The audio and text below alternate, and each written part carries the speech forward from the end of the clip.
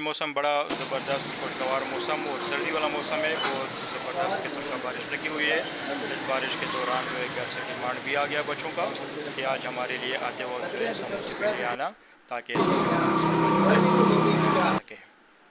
आप देख सकते हैं समोसे बेक हो रहे हैं और बाहर आप ये नज़ारा भी देख सकते हैं बारिश का कि कितना ज़बरदस्त बारिश हो रही है। पानी आप देख सकते हैं कितना जमा हो चुका है।